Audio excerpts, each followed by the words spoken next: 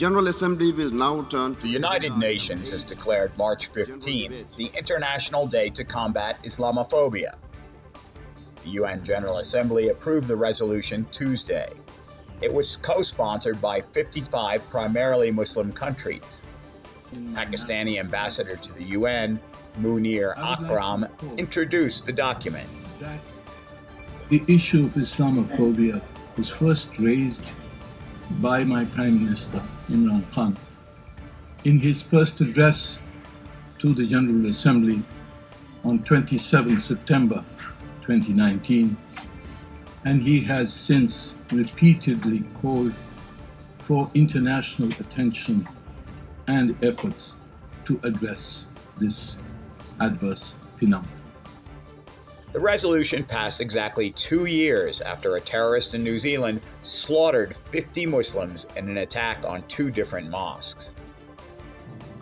Mr. President, Islamophobia, its manifestations, hate speech, discrimination, and violence against Muslims, are proliferating in several parts of the world.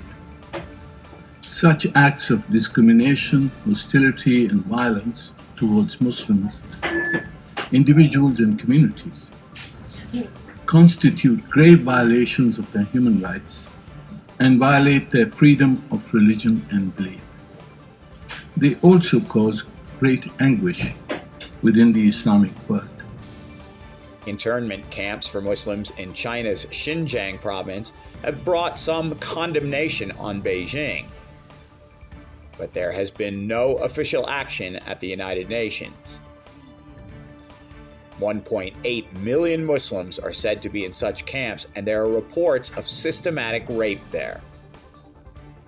20 years ago, Moscow was accused of atrocities against Muslims in Chechnya. Whole villages were wiped out in the brutal Russian military assault there. There was some discussion at the UN, but no official condemnation.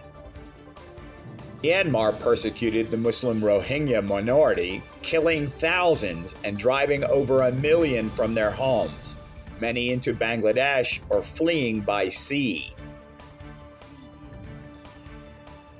While UN agencies aided refugees from the violence, China and Russia stopped any action against the government in Yangon.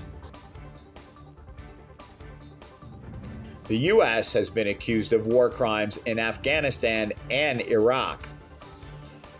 Interrogations performed at the Guantanamo Bay detention facilities have been equated to torture of prisoners of war. Washington has also been accused of disregarding civilian casualties in Libya, Syria, and Yemen.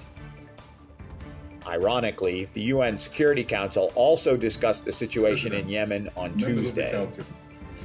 Thank you for the opportunity to brief you again on the situation in Yemen and on the United Nations' relentless efforts to support a peaceful resolution of this conflict.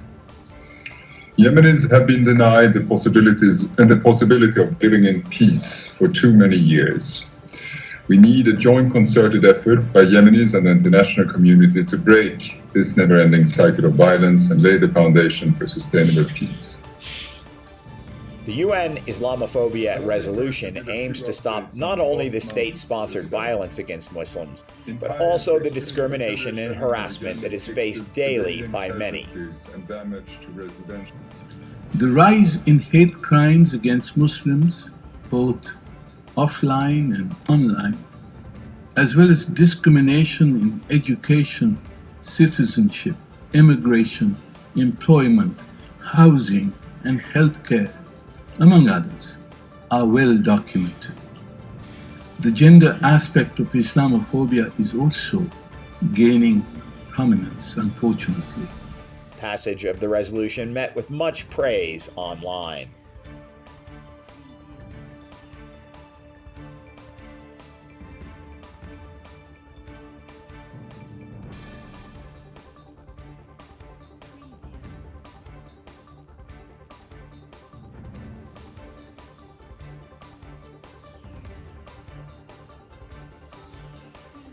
ADN TV encourages all in our audience to do your part in fighting Islamophobia.